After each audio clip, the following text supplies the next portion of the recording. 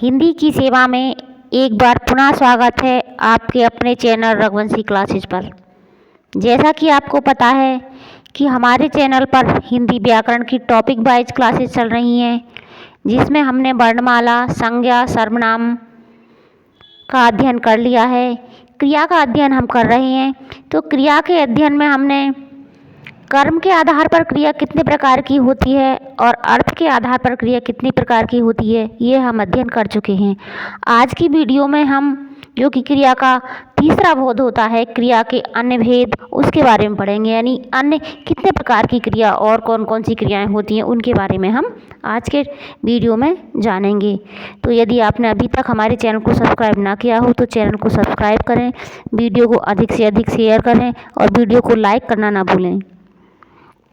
तो चलते हैं अपने टॉपिक पर, क्रिया के अन्य भेद। तो हम देखेंगे क्रिया के कौन कौन से अन्य भेद होते हैं। सबसे पहला आता है हमारा पूर्वकालिक क्रिया। कौन सा आता है? पूर्वकालिक क्रिया। तो पूर्वकालिक क्रिया की सबसे पहले हम परिभाषा देखते हैं। पूर्वकालिक क्रिया की परिभाषा क्या है, यानी पूर्वकालिक क्रिया की परिभाषा क्या होती है? जब किसी वाक्य में कर्ता एक क्रिया को समाप्त करके दूसरी क्रिया करता है, तब पहली वाली क्रिया को पूर्वकालिक क्रिया कहते हैं।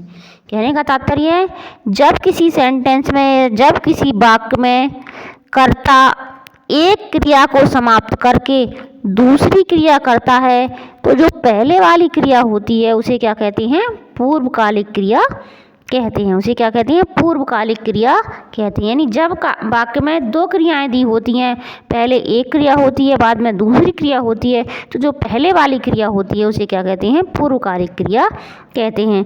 आप परिभाषा को देखिए या फिर उस शब्द को देखिए, यानी पूर्वकालिक क्रिया, इसके शब्द में ही इसका अर्थ छिपा रहता है। पूर्वकालिक, पूर्व मीन्स क्या होता है? पहले। पूर्व मीन्स क्या होता है? पहले। और काल मीन्स क्या होता है? काल मीन्स समय।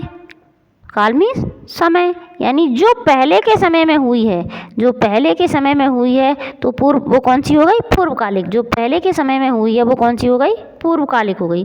तो अब हम इसको समझने के लिए क्या करेंगे? उदाहरण में देखेंगे। उदाहरण के माध्यम से हम इसको जानेंगे। यानी कि हमारी परीक्षा में प्रश्न कैसे बनता है, हमसे परीक्षा में प्रश्न कैसे बनता है, पूछा जाता है। आपको सेंटेंस दिया होगा कि निम्नलिखित सेंटेंस में या निम्नलिखित वाक्य में पूर्वकालिक क्रिया कौन सी है?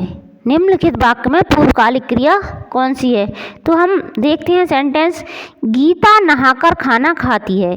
गीता नहाकर खाना खाती है। गीता नहाकर खाना खाती है। तो इसमें दो क्रियाएं हो रही हैं। एक तो हो रही है नहाकर, एक नहाकर, दूसरा खाना खाती है, दूसरा खाती है, दूसरा खाती है। तो इनमें पहले क्रिया कौन सी हुई है? पहले कौन सी क्रिया हुई है? पहले नहाकर, यानी पहले क्या किया है? गीता नहाई है। उसके बाद में उसने क्या किया है? बाद में उसने खाना खाया है। तो हम जानेंगे कौन सी परिभाषा क्या कह रही है। परिभाषा कह रही है, जब किसी वाक्य में कर्ता एक क्रिया को समाप्त करके दूसरी क्रिया करता है, तब पहली क्रिया को क्या कहते हैं? पूर्वकालिक क्रिया कहते हैं। तो पहले कौन सी क्रिया हुई थी? नहाना। पहले गीता ने क्या किया था? नहाया था। उसके बाद क्या किया? उसने खाना खाया। तो परिभाषा जिस प्रकार से हमारी कह रही है, तो उसी प्रकार से हमारा पूर्वकालिक क्रिया कौन सी हुई? नहाकर। पूर्वकालिक क्रिया इसमें कौन सी हुई? इस वाक्य में पूर्वकालिक क्रिया कौन सी हुई? नहाकर। खाती है कौन सी? बाद में आई है, तो इसलिए पूर्वकालिक क्रिया कौन सी होती है? नहाकर। हम अगले सेंटेंस में देखते हैं, माता पूजा करके खाना पकाती हैं। माता पूजा करके खाना पकाती हैं। तो माता ने पहले कौन सा कार्य किया? पहले कौन सा कार्य किया? पूजा करने का। पहले कौन सा कार्य किया? पूजा करने का। उसके बाद क्या किया? खाना पकाया। बाद में क्या किया? पकाने का कार्य किया। तो जैसा कि परिभाषा कहती है कि पहले कार्य को समाप्त करके दूसरा क्रिया करती है, तब पहली क्रिया को क्या कहते हैं? पहली क्रिया को पूर्वकालिक क्रिया कहते हैं। तो इस सेंटेंस में हमारी पूर्वकालिक क्रिया कौन सी है? पूजा करके। पूजा करके क्या है? हमारी पूर्वकालिक क्रिया है। और इसको हम डेफिनेशन से ना समझ करके एक अन्य प्रकार से भी समझ सकते हैं। कैसे समझ सकते हैं? ये यानी किसी वाक्य में धातु के बाद अगर क्या लगा होता है? कर लगा होता है। धातु में क्या जुड़ा होता है? कर जुड़ा होता है। यानी किसी क्रिया में धातु में अगर कर जुड़ा होता है, इस ट्रिक से भी आप समझ सकते हैं, आसानी से एकदम क्लियर हो जाएगा। तो वो क्रिया कौन सी होती है? वो पूर्वकालिक क्रिया होती है। जैसे नहाकर, इसमें कर जुड़ा हुआ है। पूजा कर, तो इसमें क्या जुड़ा हुआ है? कर जुड़ा हुआ है। तो किसी वाक्य में यदि धातु के बाद कर जुड़ा होता है तो उसमें क्या होती है? पूर्वकालिक क्रिया होती है। अब आपका पूर्वकालिक क्रिया का ये डेफिनेशन या बिल्कुल क्लियर हो गई होगी। नेक्स्ट हम देखते हैं, नेक्स्ट हमारी क्रिया कौन सी आती है? संयुक्त क्रिया। नेक्स्ट क्रिया कौन सी आती है? संयुक्त क्रिया। तो संयुक्त क्रिया की परिभाषा देखते हैं। दो या दो से अधिक धातुओं के योग से बनकर जो नया अर्थ देती है उसे क्या कहते हैं? उसे संयुक्त क्रिया कहते हैं। दो या दो से अधिक धातुओं के योग से बनकर जो नया अर्थ देती है उसे क्या कहते हैं? उसे हम संयुक्त क्रिया कहते हैं। इसका भी जैसे कि नाम से ही पता चल रहा है, संयुक्त का मतलब क्या होता है? जुड़ा हुआ। संयुक्त का मतलब क्या होता है? जुड़ा हुआ। यानी जिसमें दो या दो से अधिक क्रियाएं मिली होकर एक ही अर्थ एक ही वाक्य को पूरा करती हैं, वहाँ कौन सी क्रिया होती है? वहाँ संयुक्त क्रिया होती है। इसको भी हम उदाहरण के माध्यम से जानेंगे। और आपकी परीक्षा में प्रश्न इसी प्रकार से पूछा जाएगा कि निम्नलिखित वाक्य में कौन सी क्रिया है? तो आप किस प्रकार पहचानेंगे कि इसमें कौन सी क्रिया है? जैसे रिया अध्यापक बनना चाहती थी। रिया अध्यापक बनना चाहती थी। रिया अध्यापक बनना चाहती थी। तो इसमें देखिए पहली क्रिया कौन सी आ रही है? बनना। बनना हमारी अलग क्रिया है। दूसरी क्या है? चाहती थी। चाहना अलग होता है, बनना अलग होता है। दोनों को हम अलग अलग भी क्रिया के रूप में प्रयुक्त कर सकते हैं। आप देखेंगे अगर दूसरे सेंटेंस में हम प्रयोग करेंगे तो हम अलग अलग रूप से भी इनको प्रयोग कर सकते हैं। लेकिन यहाँ ये किसके रूप? दोनों एक ही भाव को व्यक्त कर रही हैं। दोनों एक ही भाव को, यानी पूरा सेंटेंस दोनों क्रियाओं के लगाने से ही पूरा सेंटेंस कंप्लीट हो रहा है। एक ही भाव को व्यक्त कर रही हैं। रिया अध्यापक बनना चाहती थी। रिया अध्यापक बनना चाहती थी। तो ये रिया बनना और चाहना दोनों एक ही सेंटेंस को कंप्लीट कर रही हैं। तो दो क्रियाएं एक साथ में आकर उसे क्या देती हैं? नया अर्थ देती हैं। अगर ये दोनों अलग अलग होती तो इनका अलग अलग अर्थ होता। बनना अलग होता है, चाहना अलग होता है। लेकिन इस सेंटेंस में क्या हो रहा है? दो या दो से अधिक धातुओं के योग से बनकर एक नया अर्थ देती हैं, तो उसे क्या कहते हैं? संयुक्त क्रिया कहती हैं। तो ये अपनी परिभाषा को देखिए। नया रिया अध्यापक बनना चाहती थी। अगला सेंटेंस हम देखेंगे, माताजी खाना पका चुकी होंगी। माताजी खाना पका चुकी होंगी। तो माताजी खाना पका चुकी होंगी में कौन कौन सी क्रिया है? खाना पका, पकाना क्रिया हुई। दूसरी चुकी होंगी, दूसरी चुकी होंगी। माताजी खाना पका चुकी होंगी, दो क्रियाओं का प्रयोग हुआ है। तो यहाँ भी कौन सी क्रिया है? संयुक्त क्रिया है। और एक ही सेंटेंस हमारा इससे कंप्लीट हो रहा है, माताजी खाना पका चुकी होंगी। अगर हमने इसको हटा दिया, माताजी खाना पका, तो क्या हमारा सेंटेंस पूरा बन रहा है? रिया अध्यापक बनना, तो सेंटेंस पूरा हो रहा है? नहीं हो रहा। तो दोनों क्रियाओं को मिलाकर के ही एक क्रिया हमारी पूरी हो रही है, इसलिए यहाँ क्या है? संयुक्त क्रिया है। नेक्स्ट हम देखते हैं सहायक क्रिया। अगली क्रिया कौन सी आती है हमारी? सहायक क्रिया। अगली क्रिया कौन सी आती है? सहायक क्रिया। तो सहायक क्रिया की सबसे पहले डेफिनेशन देखते हैं। सहायक क्रिया की डेफिनेशन क्या है? जो क्रिया मुख्य क्रिया के साथ मिलकर उसका भाव स्पष्ट करती है या भाव को पूरा करती है उसे सहायक क्रिया कहते हैं। जो क्रिया मुख्य क्रिया के साथ मिलकर उसका भाव स्पष्ट करती है या भाव को पूरा करती है उसे क्या कहते हैं? सहायक क्रिया कहते हैं। उसे क्या कहते हैं? सहायक क्रिया कहते हैं। सहायक, जैसे नाम से स्पष्ट हो रहा है, सहायक करना, सहायता करना या मदद करना, किसी वाक्य को पूरा करने में या उसके भाव को स्पष्ट करने में जो सहायता करती है या मदद करती है उसे क्या कहते हैं? सहायक क्रिया कहते हैं। इसको भी हम उदाहरण के माध्यम से समझेंगे। जैसे बच्चे मैदान में खेल रहे थे। तो इसमें मुख्य क्रिया कौन सी है? खेलना। बच्चे मैदान में खेल रहे थे, इसमें मुख्य क्रिया कौन सी है? खेल रहे थे, खेल। और सहायक क्रिया कौन सी? रहे थे। दूसरा देखते हैं, चपरासी घंटी, मुख्य क्रिया कौन सी है? बजा। और सहायक क्रिया कौन सी है? रहा है। तो बच्चे मैदान में खेल रहे थे और चपरासी घंटी बजा रहा है। तो इनमें मुख्य क्रिया पहले सेंटेंस में खेल है, दूसरे में बजा है। लेकिन अगर हम इसमें दोनों में से इन पीछे वाली क्रिया को हटा दें तो क्या इन सेंटेंस का भाव या अर्थ स्पष्ट हो रहा है? बच्चे मैदान में खेल, चपरासी घंटी बजा, इससे भाव स्पष्ट हो रहा है या इसका भाव पूरा हो रहा? नहीं हो रहा। तो जो सहायक क्रिया का क्या कार्य होता है? सहायक क्रिया मुख्य क्रिया के साथ मिलकर उसका क्या करती है? भाव स्पष्ट करती है या भाव को पूरा करती है। जब तक हमारा सेंटेंस कंप्लीट नहीं होगा, जब तक इसमें सहायक क्रिया नहीं लगेगी। दूसरे शब्दों में हम कह सकते हैं सहायक क्रिया क्या करती है? हमारे समय के बोध का भी कराती है। क्या कराती है? समय का बोध कराती है। क्या कराती है? समय का बोध कराती है। समय का बोध कैसे कराती है? इसको जानेंगे, समय का बोध कैसे कराती है। जैसे अब ये हमने सेंटेंस, अगर यहाँ तो लिखा है चपरासी घंटी बजा रहा है, अब हम इसको ये भी लिख सकते हैं चपरासी घंटी बजाता है।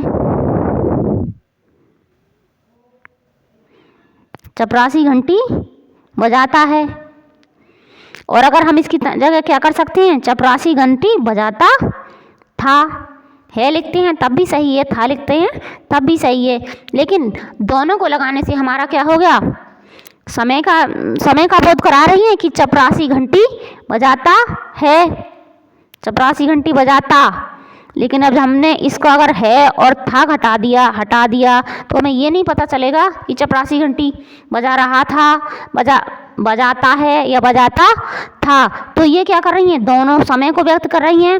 है तो हमारे वर्तमान काल में और था तो हमारा भूतकाल में। तो जो हमारी सहायक क्रिया होती है वो क्या कराती है? समय का बोध भी कराती है। इसके दो कार्य होते हैं, जो भाव को स्पष्ट करती है, भाव को पूरा करती है और समय का बोध भी कराती है। जैसे खेल रहे थे, बच्चे मैदान में खेल रहे थे, और बच्चे मैदान में खेल रहे हैं भी हो सकता है। चपरासी घंटी बजा रहा है, चपरासी घंटी बजा रहा था भी हो सकता है। तो ये क्या करता है? हमारे समय के, यानी रहा लगाने से ही मतलब नहीं, अगर है या था है, ये भी क्या है? हमारी सहायक क्रिया हैं। ये क्या है? ये भी हमारी सहायक क्रिया हैं। तो ये क्या करती हैं? हमारे समय के बोध को व्यक्त करती हैं। तो सहायक क्रिया का जो कार्य होता है वो मुख्य क्रिया के साथ उसका भाव स्पष्ट करना और समय के बोध को कराना होता है। नेक्स्ट जो हमारी क्रिया होती है, अगली होती है हमारी नाम धातु। नेक्स्ट जो क्रिया होती है वो क्या होती है? नाम धातु।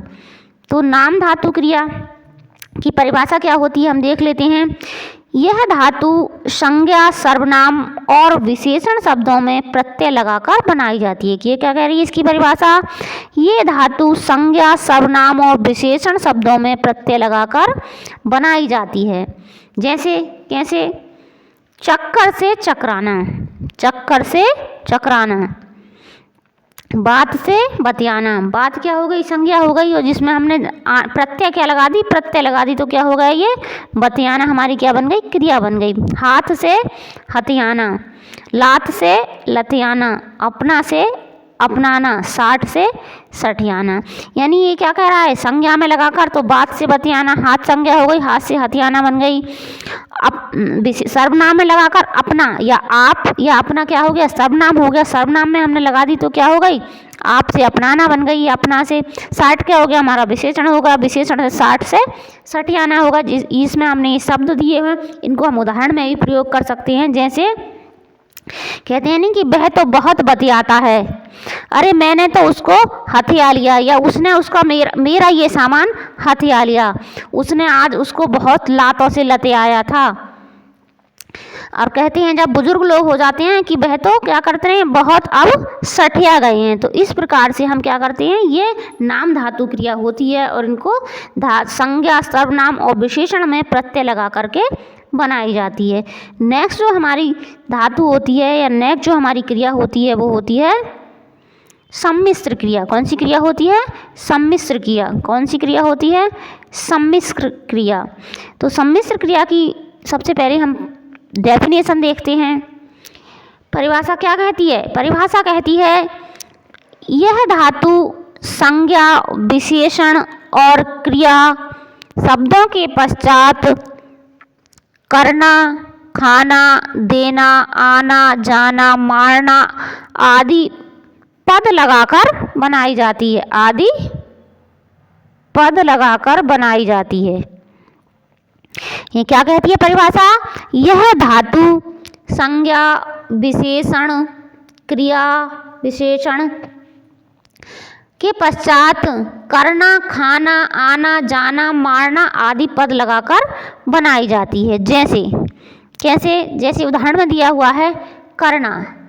करना में जैसे हम कहते हैं नाम करना, छेद करना, हत्या करना, भलाई करना।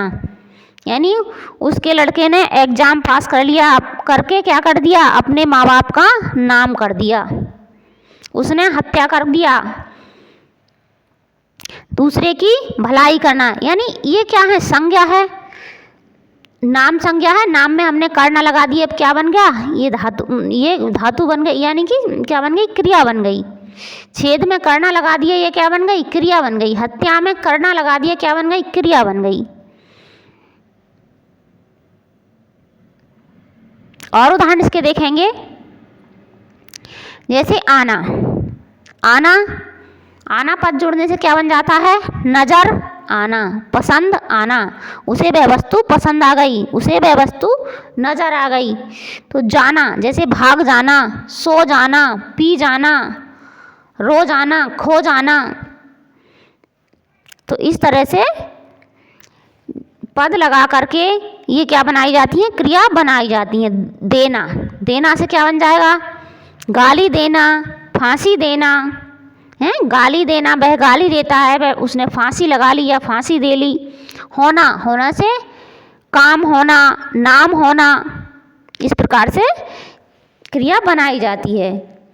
नेक्स्ट जो हमारी क्रिया होती है वो कौन सी होती है, नेक्स्ट जो हमारी क्रिया होती है वो होती है अनुकरणात्मक क्रिया। कौन सी क्रिया होती है, अनुकरणात्मक क्रिया। तो अनुकरणात्मक क्रिया या अनुकरणात्मक धातु किसे कहते हैं, उसकी परिभाषा देखेंगे। विभिन्न प्रकार की ध्वनियों के अनुकरण पर बनाई जाने वाली धातुएं अनुकरणात्मक धातु कहलाती हैं या अनुकरणात्मक क्रिया कहलाती हैं। सबसे पहले आप ध्यान से देखेंगे, ध्यान से सुनेंगे, क्या कह रही है परिभाषा। परिभाषा कह रही है विभिन्न प्रकार की ध्वनियों के अनुकरण, किसके अनुकरण, ध्वनियों के अनुकरण पर बनाई जाने वाली धातुएं क्या कहलाती हैं, अनुकरणात्मक धातुएं कहलाती हैं। किसके अनुकरण पर, ध्वनियों के अनुकरण पर। जैसे तो ध्वनियों का अनुकरण, ध्वनि कौन कौन सी होती हैं, जैसे बहुत से कोई भी पशु, पक्षी, प्राणी, मनुष्य जिस प्रकार की आवाज़ें निकालते हैं उन्हें क्या कहते हैं, ध्वनि हो गई। तो ध्वनियों से जैसे हमने उदाहरण लिया है भिनभिनाना। भिनभिनाना किसका उदाहरण है, ये किसकी आवाज़ हो गई, जैसे मक्खियाँ, कहते हैं कि मक्खी बहुत भिनभिना रही हैं। आपसे परीक्षा में किस प्रकार से पूछा जाएगा, आपको ये सब दिया जाएगा, आपसे पूछा जाएगा या वाक्य में भी प्रयोग करके पूछा जा सकता है। जैसे मान लीजिए यही है कि मक्खियाँ भिनभिना रही हैं, तो इसमें कौन सी क्रिया है, इसमें कौन सी क्रिया है या इसमें कौन सी धातु है। तो आप क्या आंसर करेंगे, आप करेंगे इसमें कौन सी धातु है, इसमें अनुकरणात्मक धातु है। या सेंटेंस आपको दे दिया मक्खी भिनभिना रही हैं, तो इसमें कौन सी धातु है, अनुकरणात्मक धातु है। या कौन से शब्द में क्रिया कौन सी है, तो भिनभिनाना क्रिया है। आपको शब्द पहचानने के लिए दिया है तो आप कौन से बचाएंगे, भिनभिनाना क्रिया है। चहचहाना, चहचहाना जैसे चिड़ियाँ चहचहा रही हैं, तो ध्वनि होती है। चहचहाना ये किसकी होगी, चिड़ियाँ चहचहा रही हैं। खनखनाना, यानी खनखनाता क्या है, चूड़ियाँ खनखनाना। हिनहिनाना, हिनहिनाता कौन है? घोड़ा हिनहिना। तो घोड़ा हिनहिना रहा है। हम सेंटेंस के माध्यम से भी समझ सकते हैं, जैसे घोड़ा हिनहिना रहा है। घोड़ा हिनहिना रहा है। इस वाक्य में कौन सी क्रिया है? इस वाक्य में कौन सी क्रिया है? या हिनहिनाना में कौन सी क्रिया है? किसी प्रकार से पूछ सकता है आपसे, इस प्रकार से भी पूछ सकता है कि हिनहिनाना शब्द में कौन सी क्रिया है, तो आप क्या करेंगे? अनुकरणात्मक धातु है या अनुकरणात्मक क्रिया है। या इस वाक्य में कौन सी क्रिया है, तब कौन सी धातु है? अनुकरणात्मक धातु है। तो या इस क्रिया में क्रियापद कौन सा है? तो हिनहिनाना क्रियापद है। नेक्स्ट जो हमारी धातु आती है वो कौन सी होती है? नेक्स्ट जो धातु आती है वो कौन सी होती है? कालवाचक क्रिया। कौन सी क्रिया होती है हमारी? कौन सी क्रिया होती है? कालवाचक भी एक क्रिया का भेद होता है। तो इसकी परिभाषा क्या होती है? इसकी परिभाषा होती है जैसे क्रिया के जिस रूप से ये पता चलता है कि क्रिया किस समय में हुई है, उसे क्या कहते हैं? उसे कालवाचक क्रिया कहते हैं। क्या कहते हैं? कालवाचक क्रिया किसे कहते हैं? क्रिया के जिस रूप से यह पता चलता है कि क्रिया किस समय में हुई है, उसे क्या कहते हैं? कालवाचक। यानी जिस क्रिया से किसका समय पता चलता है? उस क्रिया के होने के समय का पता चलता है, उसे क्या कहते हैं? उसे कालवाचक क्रिया कहते हैं। तो यही हमारी क्रिया की क्लास कंप्लीट होती है। अगले सेशन में हम आपको क्रिया के क्वेश्चन यानी का प्रैक्टिस कराएंगे। तो यदि आपको वीडियो अच्छी लगी हो या आपके लिए आज की वीडियो हेल्पफुल हो तो चैनल को सब्सक्राइब अवश्य करें, वीडियो को अधिक से अधिक शेयर करें। इसी के साथ स्वस्थ रहें, मस्त रहें, आपका दिन शुभ हो, रात्रि मंगलमय हो। जय हिंद, जय हिंदी।